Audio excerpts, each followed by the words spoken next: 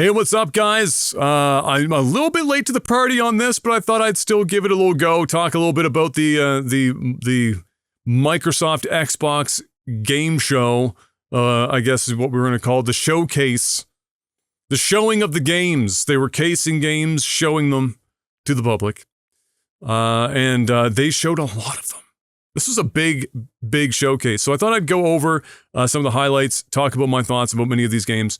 And just kind of give the rundown, and then if there are some games that, certainly there are some that you could split out into its own video, then perhaps I will do that later, but for now, just go over this and leave it at that. This was a, I think, inarguably really important event for Microsoft's Xbox team. They needed some good PR. They needed something to help kind of shift the narrative online from oh my god, they're laying off everyone and closing down all these studios, and half of these studios don't make any sense to close down, and what is going on, and blah, blah, blah. That whole, a lot of uncertainty, a lot of unhappy folks that needed to be given a some reason to view them favorably. And I would say that just off the top, I would say that this showcase was arguably the best that they could have hoped for. I think that they had a great, like, 8 out of 10 plus show, and I think that this will go a long way in helping soothe a bit of the sharper edges of their PR that have been coming around. But knowing Microsoft, and Xbox specifically, whenever they do have any kind of, like, they get something good going, they almost immediately place the rake themselves and then step on it. So I can't wait to see how they're going to do that. In I would say, I don't know, within the next month, they'll find a way to totally blow this whole thing up somehow. We just don't know what that is yet. So let's talk about this. I have some notes here. It's in more or less the order that they arrived in the show. I won't talk at length about a lot of them, but I will give some general thoughts on the games here, and let me know in the comments section as I'm going through these games if there are some that stand out to you that you're most looking forward to, or you thought had a particularly good or perhaps particularly bad showing. Definitely let me know in the comment section below, and hit the like and subscribe button if this is the kind of content that you'd like to see as well in the future. And let me know if there are specific games on this list that you would like me to do a video on. Perhaps it's, there are some. I know there are some that I'm considering already, but let me know if there are some that you also might like to see. I'll have either over here in this empty, nebulous region, some stuff occasionally pop up, and if you're really lucky, I might even cut in some of the trailers, so you don't have to look at this for a long period of time. If you play your cards right. Could happen. Call of Duty Black Ops 6 led the show. That was a bit of a surprise that it led the show. Shows you just how much emphasis that Xbox is putting on Call of Duty now being under their umbrella. That makes sense. It is easily the #1 reason that they spent $1 bajillion on this Activision Blizzard King acquisition. Excuse me. That comes out October 25th of this year. It's a day 1 on Game Pass. So immediately we had the question answered that we already kind of knew to some degree anyway, but, will this be, not just will this be on Game Pass, but will it be day 1, or will it be kind of out on its own for a bit and then eventually come back around to Game Pass? They are going all in on Game Pass. The show confirmed that. There were a ton of games here that are all day 1 on Game Pass. So that was just solidifying that, even though some people are still very questioning of whether or not this is a financially viable long-term strategy with Game Pass being a thing, for now, they are willing to continue to heavily invest in that as their way forward, clearly, as we will have seen here with the show. Call of Duty looks like more Call of Duty. They talked a lot about the movement, certain types of movement making a comeback. That always seems to be a bit of a hit or a miss with the Call of Duty community, because the franchise has been around long enough now that there are pockets of people that prefer certain eras of Call of Duty's movement and shooting mechanics and all sorts of stuff. It's the nature of the beast when you have been cranking out games on a yearly to bi-yearly basis for longer than many of the people that are playing your games today have even been alive. It's kind of the way that it goes. I think that it looks fine. I think that if you're going to give credit here, it looks like it seems they are putting in a great deal of effort to have a lot of the, or check off a lot of the boxes for Call of Duty stuff, whether that is the zombies and other game modes and the sheer number of maps and stuff that they're going to have at launch, things of that nature. They seem to be trying to do as much as possible with this, which might also be part of the reason why this has been one of the longer development times for a Call of Duty game in recent memory. I've seen mostly positive stuff around this from the community that's in my silo on social media, and so I suspect that it will, like most of them, do perfectly fine. Biggest question, of course, for this is how many people jump to Game Pass for Call of Duty? That's the question that Microsoft is asking. That's the question that lots of us are also asking. So we're going to have to see how that plays out in October. Then we had Doom: The Dark Ages. They finally figured out that Doom Guy can pretty much do whatever you want Doom Guy to do, and as long as it involves ripping and tearing, thumbs up from the peanut gallery. The Dark Ages, this is like deep Doom Guy lore now. Back in the day, Doom Guy existed and wielded a shield with a chainsaw rim so he could aggressively Captain America all of the demons in field of view. It looked fantastic. I mean, all of the modern Doom games have been good as a baseline. Obviously, lots of people, I can't think of his name off the top of my head right now, but lots of people are disappointed that after the fallout with the composer, it's not going to be the same. The music is, everyone's like, oh man, the music's just probably not going to be quite the same.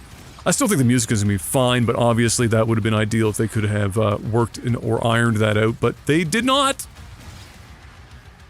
Everything else about it looked fine, or not even just fine, it looked good, and I think a lot of people were excited. This game had one of the highlights of the show, and that was a gun that its ammunition was ground up skulls. And so you're watching the gun grind up skulls to fire out its ammunition. That's fantastic. That's fantastic. I didn't even pay attention to like half the rest of the trailer. I was just enamored with that gun. Personally. But there you go. Doom: The Dark Ages. 2025 is the release year window. Day one on Game Pass as well. State of Decay 3, who's been getting some help internally amongst other Xbox studios, which is one of the few benefits that if you were looking for silver linings of how many studios Microsoft has bought up in recent years, been getting some help with nailing down certain aspects of the gameplay to try to improve upon its formula going into its third game here. No release window for this, but it is day one on Game Pass, as you would expect. I tried to talk to some of the community if any of them were like big into State of Decay. There were a couple that have certainly played some State of Decay, one or two that are still actively playing State of Decay games that were relatively excited about this, but State of Decay is a bit niche-like. Certainly a game that would do well on Game Pass, I would imagine, for just opening it up to more people who are already on the service. Dragon Age: The Veilguard, fall 2024, that's this year, finally. Lots of people very excited about Dragon Age. I believe today, I haven't seen it yet. Let me know if you want me to try to do a video on that in the comment section below, but Dragon Age: The Veilguard, we had the trailer for it, and then we got gameplay, extended gameplay today at some point for folks to check out. I've been seeing lots of positive stuff around that, but the main takeaway here for this was the tone in the trailer was just out in left field. My god, the music choice, the tone of like the character interactions, it was the way that I described it when I was watching it live was like somebody watched the recent Dungeons and Dragons movie, and that tone and that kind of almost slapstick, and said, yes, that's our trailer. And that's kind of what it felt like. Now this wouldn't be the first time that Dragon Age has had a trailer that was wildly tonally out of alignment with the game itself. Gene Parkett reminded me, I had forgotten about this, but Dragon Age Origins had a Marilyn Manson trailer. So, this isn't their first rodeo with the optically odd trailers for Dragon Age. That being said, Visually and otherwise, people were a little bit, they were bouncing back and forth. There were a couple community members very excited about it regardless. And now that gameplay has come out, I think a lot of, or more, I don't know how much combat was shown and whatnot, but again, I'll watch it later. But what I've seen people talking about it has been very positive. And they've mentioned that the tone from the trailer does not necessarily carry over, supposedly into the game. So, take that for what you will. Lots of people excited. I don't know how I don't know how excited I am about Dragon Age. I kind of bounced off of it after the first. I beat Origins twice. I enjoyed it, but I never felt like diving back in. A few people suggested trying Inquisition, but it just never seemed to be something that I was wanting to invest time into. And now that we've had Baldur's Gate 3, I think that's the really interesting point of comparison that didn't exist really for Dragon Age in its last couple of iterations. It didn't have such a direct comparison for people to be making, and more specifically, they certainly didn't have one of the quality and critical and otherwise reception of Baldur's Gate 3. And so, holy shit, they must have been sitting back and going, on one hand, clapping for the devs for just nailing that game, but at the same time, probably thinking, oh, shit. Right? You have to imagine to some degree, some small part of them were like, you're happy for the other devs, you're like, you son of a bitch. And so we'll have to see how it stacks up, because that's definitely going to be like the first comparison point for most people will be that. Fall of 2024, we will find out. Starfield Shattered Space was then shown off, another tonally odd trailer. This one was kind of like, it read like Dead Space. It looked fine. It looked even good.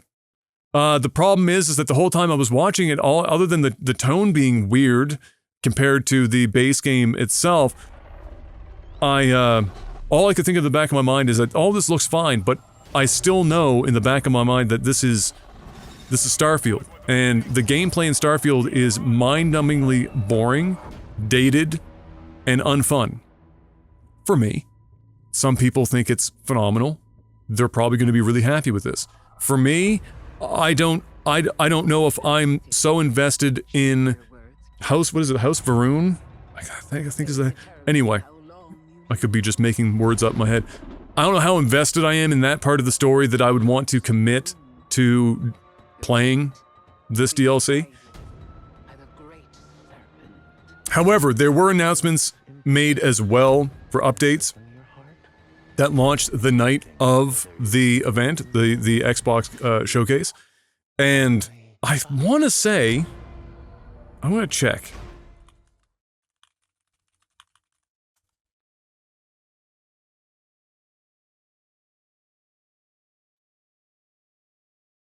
Yes, okay. So the creation kit is officially available now. Along with some other updates like new trackers, alliance missions, and more. So yeah, so there was an update that dropped that night, including the biggest thing, and it was crazy because it was like a footnote that they released the creation kit, which honestly I think there are more people interested in the creation kit than there were interested in the DLC. the DLC. It was like a footnote, like, oh, by the way, creation kit. I'm like, what? I said to chat, I said, did I see that right? I feel like they would have made that a bit of a bigger thing. But now we can look forward to seeing much more in-depth mods for Starfield, and if there has been a Bethesda game that has needed mods more than almost any other game to probably keep it going into the future with any real success in a long scale kind of a situation similar to their other titles from the past. The Starfield is definitely it's definitely one of those games. It might be the king of all of them in terms of needing modders. Whether or not they come, now we will wait and see. The creation kit is there. I'm sure some of them will come back to at least give it a shot, but a lot of the most dedicated Bethesda fans were already bouncing off of Starfield to begin with, so this might not move the needle. We will have to wait and see. Fallout 76, talking about bouncing off Bethesda games. Lots of people haven't bounced off this. There are still millions of people playing it. And they're getting the Skyline Valley update June 12th. That's, tomorrow as of the recording of this video. Also revealed was going to be a playable ghoul character in 2025. Apparently it's going to take a year to get a ghoul into the game. Probably should have just outsourced that to a modder. Would have been done by next Tuesday if you allowed them to put boobs on it. What can you say about Fallout 76? I have talked to the community members that have actually continued to play more recent times in Fallout 76, asking, how far it's come along, what is it, what's the current state. Most of them admit the game is still a busted pile of fucking memes. However, it is still universally considered to have been vastly improved from launch. That's not a high bar. That bar was in the ground. However, good that it's going in the right direction. A ton of people clearly are still enjoying themselves with it. Hopefully it continues to improve for those people. There's nothing worse than just, dragging yourself through a game that you enjoy, but it has all these, like, little nagging bits that don't ever seem to go away. Hopefully Bethesda does right by them, continues to improve the game as they have been. Skyline Valley, June 12th. We'll find out if that continues to go down that path. Next up was perhaps the star of the show for me in terms of just out of left field, never would have in a million years expected it, certainly never heard about this game before. Nobody that I talked to had ever heard about the game before either. Maybe it had been whispered about somewhere, but I did not hear a blessed thing. Clair Expedition 33, release window of 2025, day one on Game Pass. This is a studio that doesn't even have its own wiki page yet.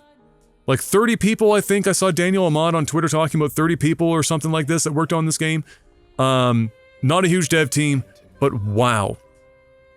It is a high production, and when I say that, it's like, okay, there are turn-based RPGs like, let's say, Dragon Quest, which is also high production, expensive title. But when people think when I'm saying high production, I'm thinking Unreal Engine 5, semi-realistic looking, kind of like a Final Fantasy 16, Final Fantasy 7 remake, rebirth, pocket, like leaning in that direction, that level of fidelity. That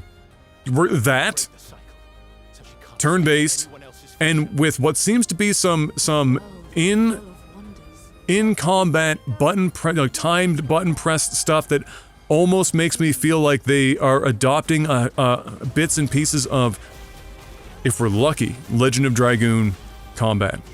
It has always shocked me that we didn't get a modernized version of that combat system in modern turn-based RPGs. Legend of Dragoon's combat is legendary, phenomenal, so fun and engaging, and certainly would be a good platform on how you modernize and make more engaging the turn-based style of combat for, not to say this word for the 90th time in 2 minutes, modern times. And it looks like maybe there's bits and pieces of that. Very dynamic in nature from a visual perspective, and nothing that I would have ever even thought would have been shown off at the show, completely out of left field. Very interested in learning more about it. I noticed earlier that the website has more info on this. I'm going to go and read up on it and see some more of it later. I will definitely be trying to keep up with that as time goes on, but hopefully if they can pull it off, 2025 is the release window. And that was a big surprise. Biggest surprise for me at the show, for sure. South of Midnight, 2025 release window, day one on Game Pass as well. I love the art in that game.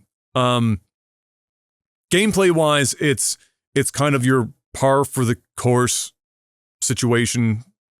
Nothing standout that I've seen from trailers anyway, but I love the art in it, and I hope that it turns out to be a great game. Those devs seem to be putting a lot of heart into that. I hope it turns out well.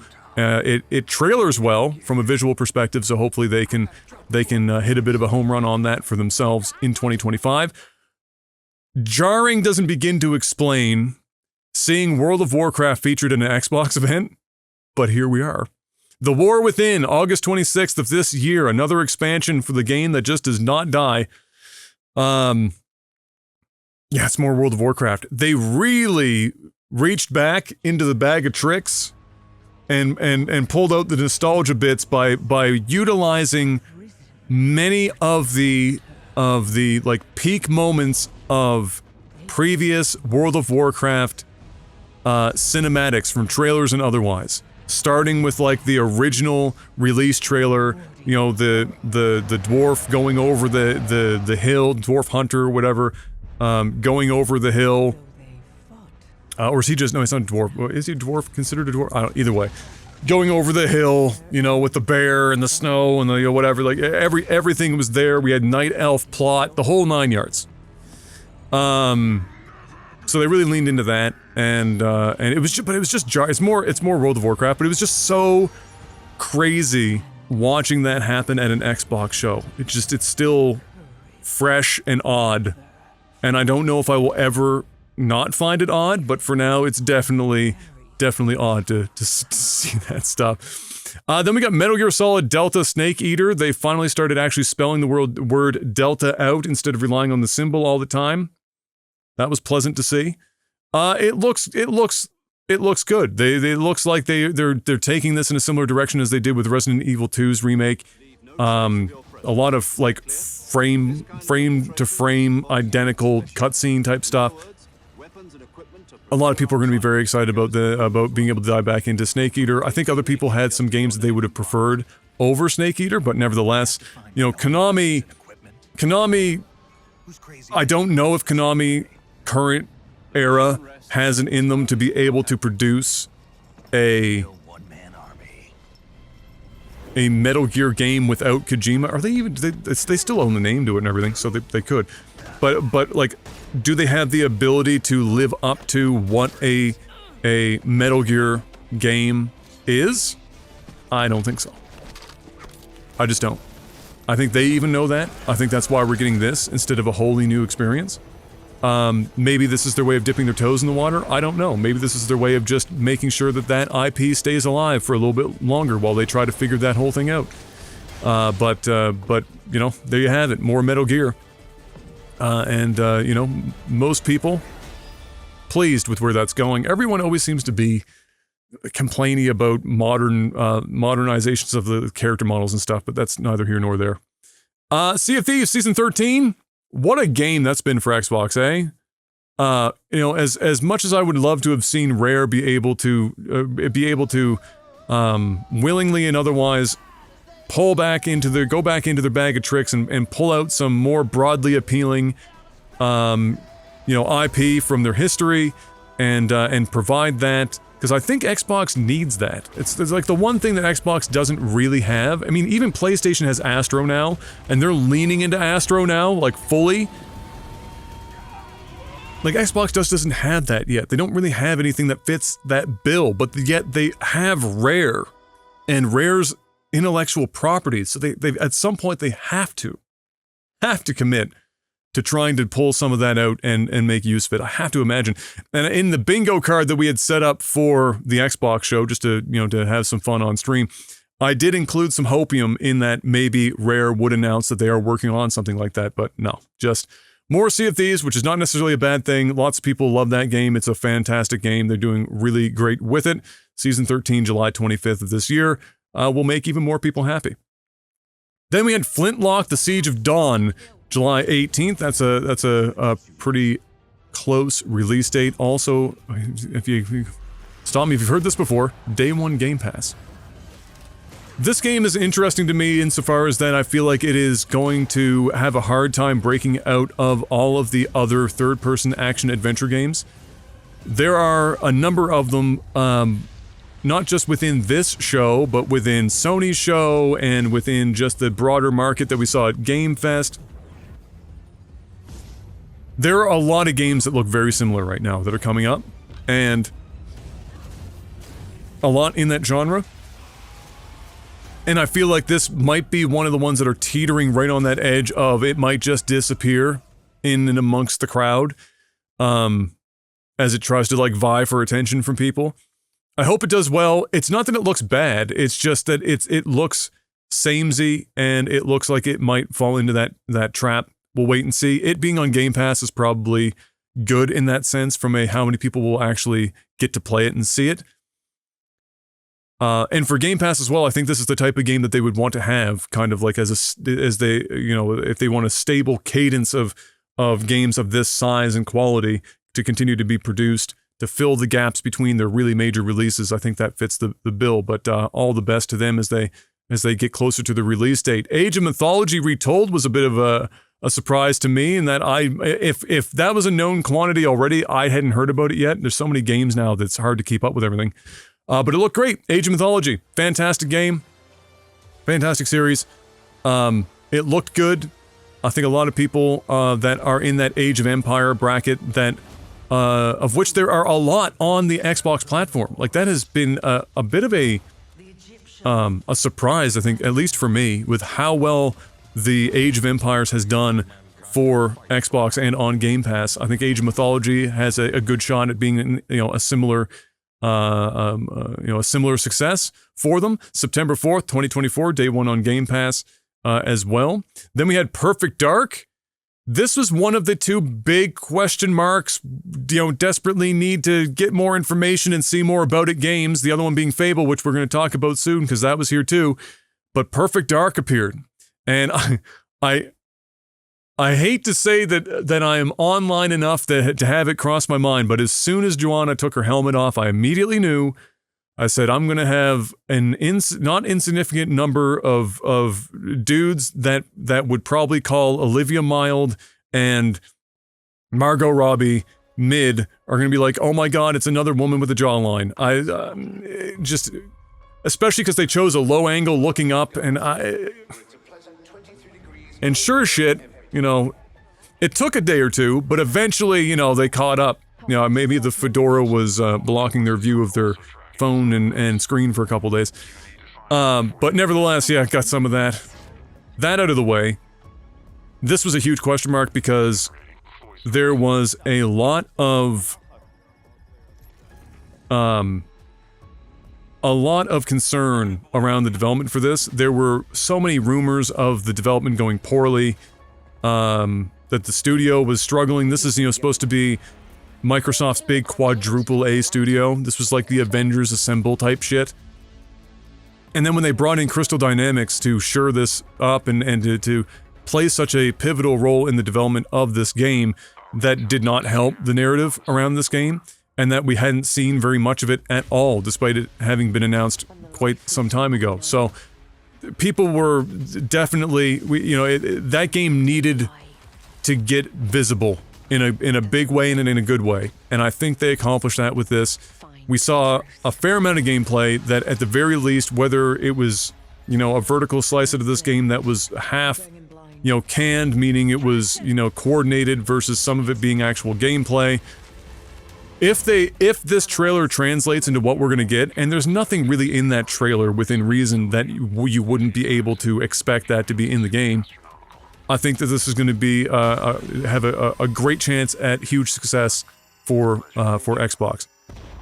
Perhaps the most shocking thing in that trailer was how much Mirror's Edge was in there. The traversal, the wall running, the hardcore parkour. That was all on display, and in no small amount, and so I think that's going to be a major part of the gameplay. We saw gadgets, of course. You always need to have, Perfect Dark is kind of the Bond tangent, right? So all of her fancy gadgets and whatnot, and it looked like we had, the bit of the alien factor as well. I don't know if Elvis is going to be making a return, but all of that was kind of there, and certainly got my attention, and made me a lot more comfortable about it. I hope that does well. I'm a big fan of the original N64 game. I even didn't hate the 360 release, which a lot of people forgot even existed. But I didn't even hate that. I owned that, and I played a fair amount of it. I thought it was fine, and if they can really nail this, that would be a huge break for them, because again, they need, I say Rare and their games, and Perfect Dark is obviously one of them, but I'm thinking more of like their kid-friendly games, but you know what I mean. But this is one of those intellectual properties that have been dormant, that have a lot of, like, their ceiling is high for what kind of success in today's market, could exist for them. I'm very interested in what we will eventually see for things like co-op, and whether it is on a couch or not, multiplayer, and to what degree and to what types of multiplayer modes and stuff may or may not exist. just more questions, but as far as knowing what the direction they're going in for the gameplay is concerned, I mean, I'm a big Mirror's Edge fan, so I was sold on that front. What it looked like to me almost, and let me know if you guys have played this as well, I think it was Nightfire. 007 Nightfire. It was one of the PlayStation ones, for sure, one of the ones that were on the PlayStation 2. But I thought it was Nightfire. That like each mission, it was the Bond that wasn't based on a movie, so maybe it was Nightfire. But it was each mission in that game. You know, you got like there was a point system, and there were a lot of points to be earned for doing like Bond moves, and those were things that were made available to you throughout a level that you had to like go and figure out which ones were available in any given level, and there was timings to it and whatnot. It almost made me feel like maybe that was a thing. And I think that would be cool, being able to have that structure with Perfect Dark, with the parkour, so there's the timing, there's the movement, there's, wouldn't be a Bond move, but you know what I mean? Like there's a lot of opportunity for that kind of stuff there. That might be kind of neat, but it kind of gave that vibe. Do I think that's where they're going? Yeah, probably not, but I wouldn't hate it if that was the direction that they were taking it. But that was great for them. Perfect Dark needed something like that. No release window, but confirmed day one on Game Pass. Big shocker on that one. No release window makes me think that if it does come out next year, it's not until the very end. But it seems more likely that that's a 2026 thing, maybe even close to around some sort of window for the pro models of the consoles that will start to likely also be hitting the streets in around 2026. But we'll wait and see what comes out of that. Diablo 4 then had their showing, which was entirely CG and entirely aggressive. I don't know if I needed to see some of the things that were in that trailer, but my God, it woke me up. As a guy, viewer, and I'm going to say that 99.9% of you are in fact men out there right now. When you see another guy get kicked in the balls or similar, or, maybe it's a skateboarder and they'd fall on a railing, and you get a visceral reaction. You get like phantom pain. I got that in this trailer in a way that I didn't think that I could experience. All I could describe it as, if I'm not already showing it on screen right now, is the world's worst paper cut. Just think. If I do put it in, it means I'm already watching it again, and I'm probably hating myself for doing it. But either way, wow. And apparently that was the toned-down version. Whatever that means. I don't know if I need to see the toned-up version. Because holy shit. But it's Blizzard. Their cinematics are incredible. They're the best in the business at cinematics, bar none. I don't even know if anyone matches them, let alone definitely doesn't surpass them. So that was a phenomenal trailer. No gameplay for it. I did ask community members that are currently active in Diablo how it's coming along. Everyone universally seems to think that it is substantially better than it was at launch, and continues to go in some sort of positive direction, which is nice to hear. It would be nice if Diablo could stop, taking L's. It seems like it was the same with 3, where, people were just livid, and it took forever for 3 to finally, get to a point that people were pleased with it. Hopefully 4 doesn't take that long to accomplish the same thing. Fable, that was the other big question mark. It's the one that I'm most looking forward to see how it turns out because of who they chose to develop it. This is being done by Playground Games. Playground Games, if you don't know, are the fine folks behind what is clearly the front-running IP now for the Xbox brand, and that is Forza Horizon. It's not Forza Motorsport, it's Forza Horizon. Turn 10 does the motorsport side. The much more arcadey Horizon is under Playground Games, and it is just outright better in more or less every possible way than Motorsport. It's got a wider range of appeal. It has reached like 30+ million people at this point on the last installment. Just huge franchise and phenomenal developer. They crush it every time. Beautiful games, very performant. And so when they announced that Playground Games was going to make Fable, the one thing I knew for sure was that it was going to run well and look fucking amazing. And it does. It looks incredible. The big question mark, of course, is how do you transition from, to make the pun, how do you change gears from arcade racer or simcade to Fable. Clearly you hire some people, or borrow some talent from elsewhere, but I had great faith in Playground. I wasn't worried about it from that perspective. And this trailer, while it didn't show a wealth of gameplay, it did continue to show more of the tone. This is a much more classically dry British humor than the kind of almost toilet humor version of British humor from the original Fable games. That is better for me. Some people are a bit upsetty spaghetti, or not like mad about it, but just kind of like, because they associate a certain flavor of writing and humor from the Fable series that is not being continued here, at least not to the same degree. I'm okay with that. I don't know if that style of humor and whatnot would play today to an audience. I do think that what they have in this one will, and I don't hate the idea of a slightly more serious toned Fable, which this seems to have a bit of that. Still lots of the funny, but a slightly, more almost sinister tone with what you're going to be up against. And question marks right now. I think people are trying to figure out: are you going to be able to alter the character, the character that you play in any way, shape, or form, or if it's just going to be a locked in situation, probably with armor and stuff. But like, can you change? Can you be a male? Are you stuck as playing female? Do you get to change the face or anything like that? Is this just what it is? Maybe there are more answers to that now, but those were the kind of questions people were asking before. I don't really care either way.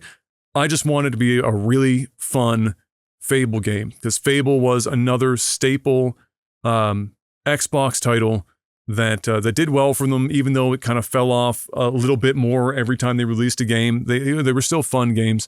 And I'd love to see Playground's take on it. Very excited to see what that team puts together. And so far, if that trailer is any indication, whew, it's going to be spicy. It's going to be good. Then we had, where did we drop in from there? We had FragPunk, another 5v5 competitive shooter. They're at least credit where credit's due. They're changing it up a bit. They've got like a card system that changes the rules on the fly in the matches, it seems, and so neat. But man, there are so many of these games vying for attention. Very few of them can hold on to any sizable player base for any period of time. So I wish them all the best. Godspeed 2025 for FragPunk. Winter Burrow, very cute little mouse game of sorts. Indie title that looked adorable. And kind of fits into that cozy game category that seems to be getting more and more popular these days. That's early 2025 on Game Pass Day 1. Then we had what I'm going to describe as the Gen... This is where like the start of the show was, where it was, the Gen X and Elder Millennial portion. Oh, old man knees. Mixtape 2025 Day 1 on Game Pass. Mixtape, if you weren't told ahead of time, you might confuse it for Life is Strange, which also was shown later on in the show. But all I could describe it as is this is a game most specifically made for Gen X and Elder Millennial folks, people with hairlines like mine. Go watch it if you're interested. I think it looks okay. A surprising number of people that are really excited for it, so I guess maybe the nostalgia play is working. I don't know. I just think it looks fine. Microsoft Flight Simulator 2024 looks incredible. I wish that I was into Sims. I'm not.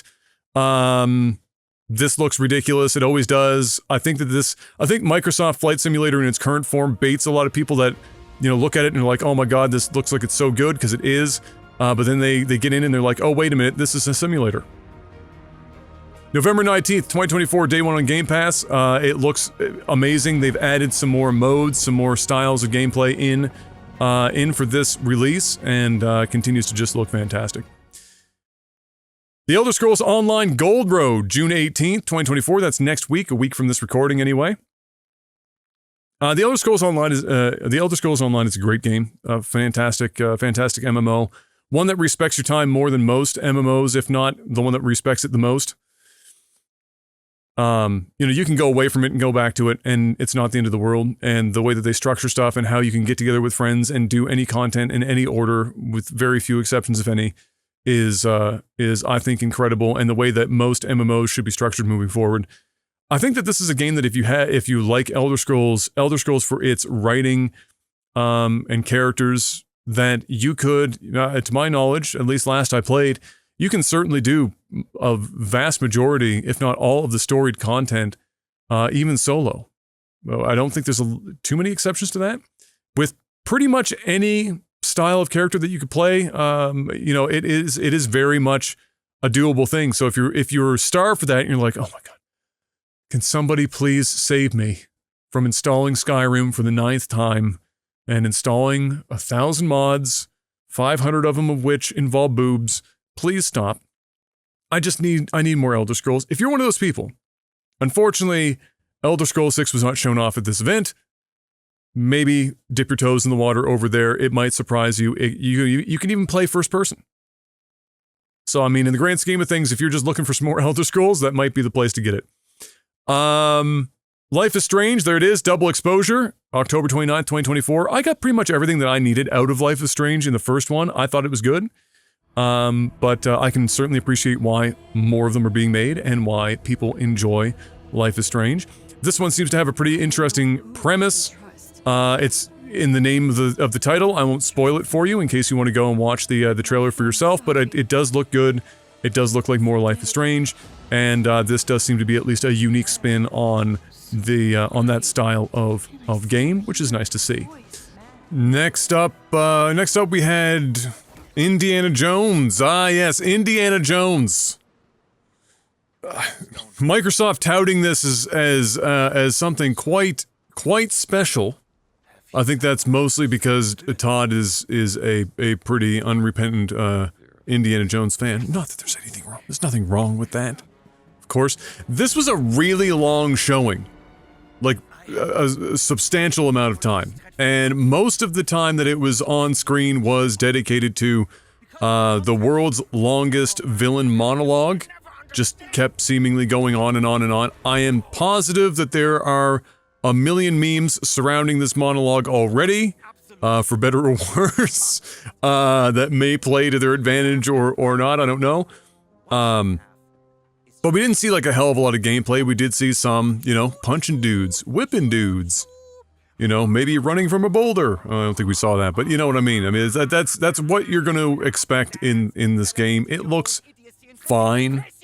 Maybe it's going to turn out to be really incredible. I just think it looks okay. It looks average, and they certainly didn't, I don't think, need to block out that much time for Indiana Jones, especially if they're just going to show, you know, this never-ending cutscene with a never-ending monologue. Nevertheless, there you go. Indiana Jones is coming out, and of course, day one, Game Pass. Then we had Mecha Break 2025 beta for August of this year, which is interesting. That tells you that perhaps if it is 2025, it will be early 2025. That is a very arcadey, Mecha Gundam-y, arcadey situation. Looked pretty good. You know, in an era where we had Armored Core, whew, you're living up to a lot, but there, like, Armored Core is kind of from what I saw in this trailer, Armored Core is almost in like a different category. This is, man, would you call this more arcadey? I think that's probably what I would stick with anyway. It looked pretty okay. You know, if you're a fan of mecha, there's more of it coming your way. Then we saw what has to be the most popular style of game, either in development or being released in the last 5 years, and it seems like we're going to get another couple of years anyway before it starts to perhaps slow down a bit, and that is Wuchong Fallen Feathers, which is a third-person action-adventure, Soulsy, Souls-like-ish, maybe, ninja, samurai flavor. It's popular, and in fairness to it, it looks good. The art direction looks quite nice. It looks like there is some promise there. It's just kind of like we're getting to a point for me where it's almost like zombies, or zombie games, where I just see it and I'm just like, man, I don't, personally, I don't know how much more of that I need. At least for can I get a break? we take a small break, but a lot of people are loving them, and so I don't think that's going to stop anytime soon.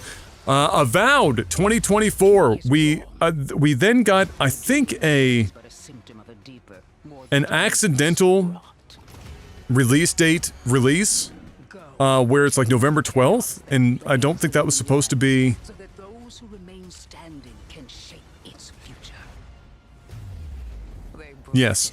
So I don't think that was supposed to happen. That doesn't mean that it is going to be November 12th, but what it might signal is that given some other games that are coming out this year and around these time frames, maybe Microsoft and Xbox are uncertain of how they want to schedule these things. And so maybe they knew that it was likely going to be coming out in a pretty tight window, but they didn't know where yet. That's all I can think of anyway.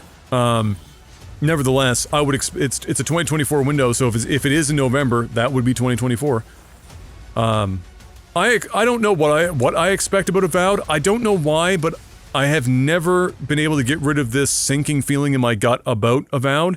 It's not like Obsidian has given me a great number of reasons to doubt them, per se. But I just can't shake it. I don't know what it is. I mean, if they make good on how it trailers or how it looks, which to the passing gamer seeing a trailer or seeing it, it's going to present like Skyrim. That looks slightly better than Skyrim, visually speaking, and has combat that is better than Skyrim's, but similar. And not hard to be better combat than Skyrim. Skyrim's combat's pretty one note. But I don't know, I can't shake the feeling. I don't know what it is. I hope it does well. I'm sure that their writing is going to be good. Obsidian, if they're not known for anything else, are known for their ability to do pretty good things with writing. So, yeah, I don't know why. But day one on Game Pass, 2024, possibly even November 12th. We'll have to wait and see. Not much longer, either way. Then Atomfall, not me fall. I'm still working on that. But ATOM, Atomfall, 2025 release window, day one on Game Pass as well.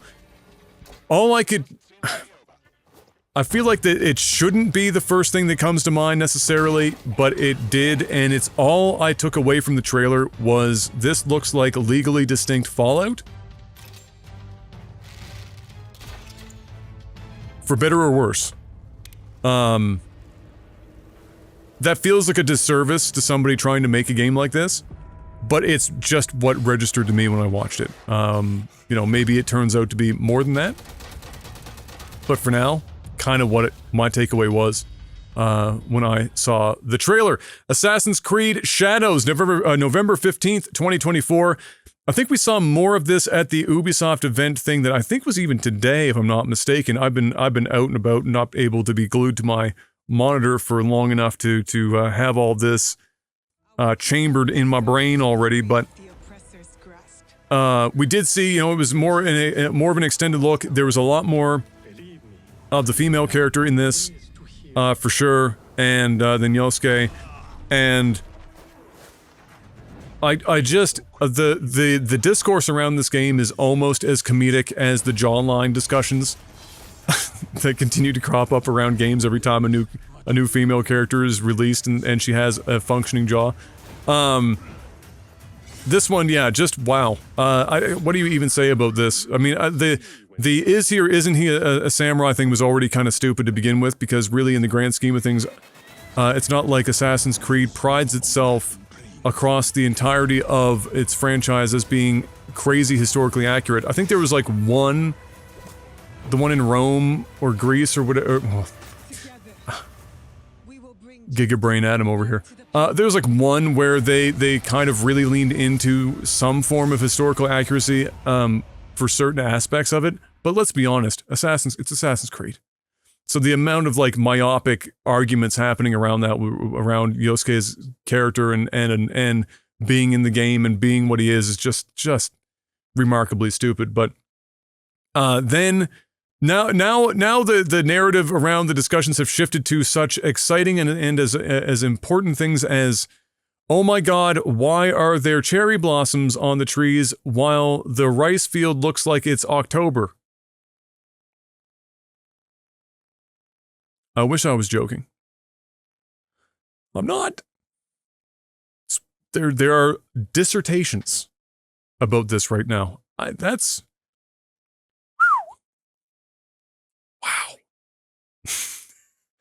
Wow. As for what I think about Assassin's Creed Shadows, my biggest takeaway from it is that it appears to be the closest to the style of Assassin's Creed game that I preferred, or that I prefer. I haven't played an Assassin's Creed game since I dabbled in Black Flag, and so that it speaks to me on at that level. But beyond that, you know, I'm neither here nor there about it. I'm just going to wait to see how it turns out. I'm not going to jump on playing it immediately, but I hope it goes over well for them. People have been hoping for an Assassin's Creed in Japan for a long time. Here it is. So now we will wait and see how that all comes together. Then we had S.T.A.L.K.E.R 2, Heart of Chernobyl. That's September 5th of 2024, day 1 on Game Pass. It looks like more S.T.A.L.K.E.R, and that is to say that it visually looks great.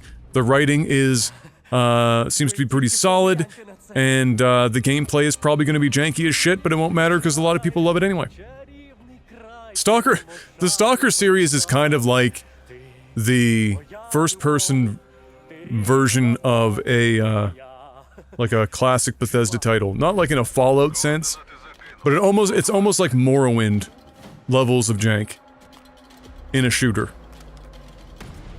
But they all do well, and they have quite a following. So September 5th, 2024, Game Pass, you'll be able to play that. And then we had the one more thing moment, and it was the one more thing that a lot of people thought was going to be the one more thing, and that was Gears of War. Gears of War E-Day, which refers to Emergence Day, as far as the lore is concerned in game, when the baddie bads crawled up out of the ground. No release window on this, just day 1 on Game Pass. It's a prequel. I think that's smart. Young Marcus Phoenix out here. I think that's smart because I don't know who Gears of War is for at this point, except for people who are already invested in Gears of War. I don't know how that style of game holds up today. I don't know how, when you are 5 games or more into a series that has spread across that period of time, how you maintain relevancy when you're not like a high-profile multiplayer situation like a Call of Duty. There's a lot of younger players that probably don't even really know or care about Gears of War. But if you make it a prequel, I think that gives you a better opportunity to capture some of those people who aren't already Gears of War fans, or maybe recapture fans that bounced off of Gears of War after 2 or 3, right? So I think they're giving themselves a good opportunity. You know, I think it's an important question to ask because that's not going to be a cheap game to make. I think it's going to be a pretty expensive game to make in the grand scheme of things. Probably going to be, you know, $75, $100 million or more. And are there 7 to 10 million people willing to buy that game physically or buy into Game Pass to play it? That will make up for that kind of cost. That's my question. What do you guys think about it? I don't know. It could be the one that gets me back into it, though. I haven't played in a long time, and maybe this is the one. But for now, it does seem like positive sentiment around it that I have seen online. Gotta hand it to them. Gotta give them bonus points for bringing back Mad World as the trailer music, and having the balls to slow it down even further. The last thing here on the list that isn't really game related, it is instead console related, is the all digital versions of the Series X and S, both with 1 terabyte, and then an Xbox Series X special edition that has a 2 terabyte SSD instead of the 1 terabyte. That's coming out the holiday season this year. a lot of there's a fair amount of people kicking up a bit of a stink about the digital only stuff. I think the reality of the situation is, and you can correct me if I'm wrong, but I'm pretty sure that the current numbers for Xbox sales on software is it's like 80% digital or 85% digital. So having digital only versions of these consoles in which they can drop the cost of the console by, I think they're dropping by like $50 US or something along those lines. That's going to be the closest thing to a really proper price drop you're likely to get during, maybe another small one. But this isn't like the older days where they could eventually drop like $150 off the price of the console. That's just not going to happen. The margins aren't there. The volume's not going to be there. They can't afford to be doing that shit anymore. And so, one way of doing that is to remove the disk drive and then pass on the savings to the consumer. That seems to be what they're doing here. And I think that's fine. What I don't think is fine is that they are producing new consoles of any flavor with only 1 terabyte. That's got to be 2. It's got to be 2 now. You can't go in with only 1. I mean, you now have Call of Duty on Game Pass. That's like a 100 to 200 gig game by itself. If you are including Warzone, if you're entirely locked into that that ecosystem of games, and then that's a 1 terabyte, which means with the operating system, what do you have left? Does anyone know? It's like 800 and something gigs maybe. And then you've got 200 for a lot of people with Call of Duty, or sports titles are also huge now. They're like over 100, 120 gigs or more. And so like, what do you got like your typical, gamer bro with a Call of Duty and like an NBA 2K. And they've got well over half of their console was full. And they've got 2 games. And when you consider most games are between 30 and 100 gigs now, or a lot of games, what are we doing here? Just make it 2 terabyte standard at this point in these consoles' lives. I suspect maybe 2 terabyte will become the default for the Pro models. And then another question mark is, I suppose, how much are they hoping to sell of the memory card expansion things that they're charging a fortune for, like a criminal amount of money for now these days. I was okay with them up front being a little bit more expensive, but now they should probably not be that freaking expensive. But either way, yeah, that's my 2 cents on that. It should be 2 terabytes at this point. You can't be doing 1 terabyte. It's just, that's nonsense. And that's it. That was the show. There were some discussions with Phil at an IGN interview with Ryan. That was a very interesting interview. If you want me to do a video separate on that, let me know. If you've made it this far into the video, I think you deserve to let me know if you think that you'd like to see that video. There was discussions around possible handheld hardware and stuff in relation to the hardware that I just talked about here. It seems, Phil wasn't ready to say anything definitively, but, the way they danced around it, it seems like that is a good possibility, and it would make sense to a degree. But if they did do something like that, if they did do a handheld, man, you have to drop the S, right? And just the handheld becomes the S, because 3 SKUs for the developers, that'd be crazy. But yeah, so if you want to see that video separately, let me know, and then I'll consider tackling that as well. And any other games here, if you think that they deserves its own video, let me know, and I'll maybe add it to the queue of things that to pop on and talk about. This is a lengthy video. We are almost at an hour. I will leave it there. Thank you very much. Hopefully you enjoyed this quick recap. Quick is doing a lot of lifting here. Let me know if you want to see similar content like this in the future, but otherwise, hit the like button if you haven't already, if you did enjoy the video. Subscribe if you're feeling particularly fancy, criticalhit.com if you want to catch articles that I write that might not turn into videos here on the YouTube channel, and if you want to financially support this kind of content, patreon.com/criticalhit, spelled just the way that it is here on the channel. Until I see you next time, guys, thank you once again for stopping by and watching. Stay safe out there, have a good one, and peace!